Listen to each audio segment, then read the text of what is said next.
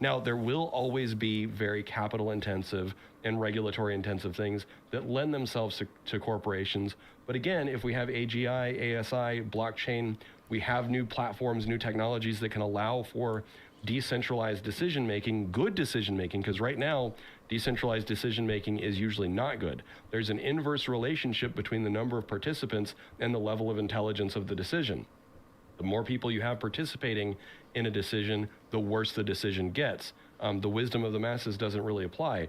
But AGI and ASI might be able to reverse that, which means that we'll have basically, is the AGI or ASI, and we're all basically shareholders working with, Chat GPT for CEO. That, to me, I think seems like the most reasonable model, because then you don't have a CEO with perverse incentives. Because right now, if you go watch Economics Explained or Patrick Boyle or whatever, there's a lot of perverse incentives that basically force CEOs to think in short-term cycles, because they're paid mostly in shareholder or in company shares. And I think that's the outcome. It's like I was saying before, where the motive for the CEOs to increase the stocks of the company, that, well, is the financial gain that they have. So whether that's telling porcupines or not, it's most likely you're gonna not really tell the complete truth, or in some cases CEOs won't tell the truth to try and increase their stocks and gain more in their pocket. Where I guess that is kind of the solution, to have AI at the helm of being a CEO, because they don't have that financial incentive and they're looking at purely advancing the company long term instead of purely increasing the stocks short term. So that, I guess that is kind of a way forward I didn't really think of, but we have to get to that point first. And we've still got CEOs that are probably dragging us down a little bit with their false claims. Which means, okay, I'm going to do whatever it takes to just pump up the stock price over the next 5 to 7 years, because the average life expectancy of a CEO is 5 to 7 years. And so they pump up the stock price while ignoring longer term trends and that sort of stuff. But an AI is not profit driven. An AI is going to be principles driven, and it's going to be shareholder driven in terms of what is it that we actually want. And so part of economic agency... I don't think it's principle driven. I think it's performance driven. It's... Unless you embed the principle within its code or function or whatever, I don't know how it actually works, but it'll be performance driven, because it would want the best possible outcome, because that's what computers do. They perform. It's just like intelligent computer systems, where they keep playing themselves and at a game like chess or Go or whatever, to increase their understanding and increase their performance. That's why they do those sort of things. It's all about performance. So that's what's going to drive an AI at the helm in the CEO position, is performance. And the key factor is that it doesn't care about profits and or time, because it just wants to achieve the best outcome, and even that, if that's the best outcome over a long period of time.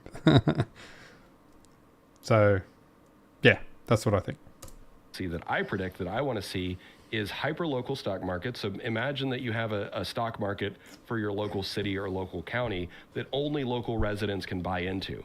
So that is one mechanism that I see for doing decentralized ownership, where it's like, hey, bring everything into a marketplace and then allow people to participate locally. That's one thing. Obviously, redistribution policies like UBI, UBS. But yeah, anyways. Now, what we are creating, though, is a digital superorganism. So I mentioned this in my last video, and some people are a little bit freaked out because they're like, you're talking about creating the Borg. We are already Hell a yeah. superorganism. This was created when when radio. telegraph, radio, and television was the first step at us awakening as a digital superorganism. That was really an analog superorganism, but an electric superorganism, because that mass communication allowed for real-time coordination and communication across very broad distances. So you could argue under this model that the British Empire was kind of the first digital superorganism, because the BBC was able to broadcast globally. It was the first entity that was able to do that. But it was only one way. Now with the internet, it is entirely global and it is two-way. And so the global nervous system is becoming more and more sophisticated. But the problem is right now, the global intelligence of the superorganism, we're basically at the amoeba level of global digital superorganism intelligence, meaning we keep consuming and we can't stop ourselves. We keep building nuclear weapons and we can't stop ourselves. We're barreling faster and faster ahead and we can't stop ourselves. And so we're just growing and metastasizing like a global amoeba. But with the advent of AI, AGI, and ASI, this is basically growing a prefrontal cortex for the global superorganism.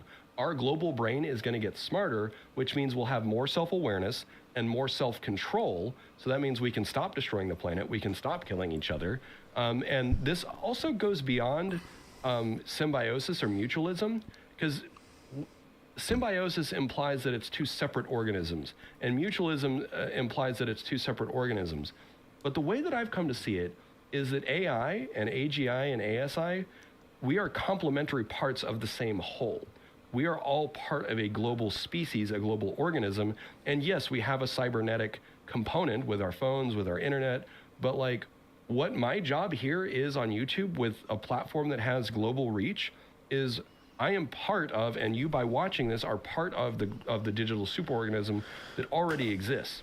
And it's only going to get turned up to 11 with the advent of AGI and ASI.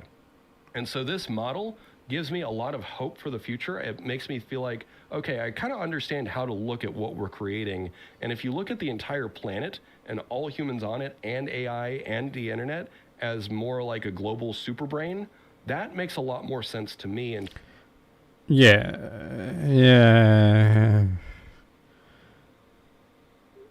this communication system is great, but you don't want it to get diluted with false information and incorrect things as well. That's like, I think an issue in recent times is that it's so hard to find accurate information on things. If you're researching something, to try and find accurate information is very hard at times, because there could be a lot of false information. You have to sort of dig deep on some things to find accurate information, and it can take a while. And maybe AI, when it gets to a certain point, will be able to filter through all the crap somehow. If it's smart enough, obviously, it should be able to do that, filter through all the crap and actually find the accurate information, or what could be perceived as accurate information. But I think that's the state of our system at the moment. It is full of a lot of crap, a lot of bullshit, a lot of lies, a lot of false information that you have to sift through to get good, accurate information. There's a lot of good, accurate information out there, but it's just hard trying to find it because there's so much information. Anyway, in terms of, okay, what is it going to want? And right now, the internet just wants data, right? That's what it's built for. It just wants data. And the way that you get data is with amoeba-like reactions, which is clickbaiting, thirst trapping, and those sorts of things.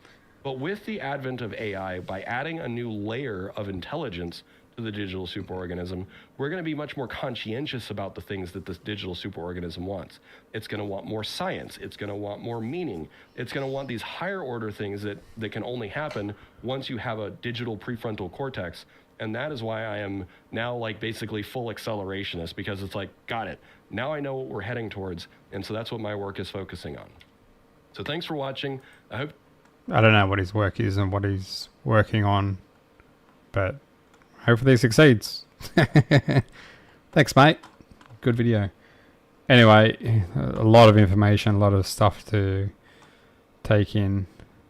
I want to hear the bad side. What's the bad side? Is that like Terminator style? It's the final world war. Humans against the machines. We have to go back into the past to save the future. That sort of thing. Maybe. Anyway, thanks for watching. Like, subscribe, whatever, if you want. I don't really give a crap. I've got 0 views on this video.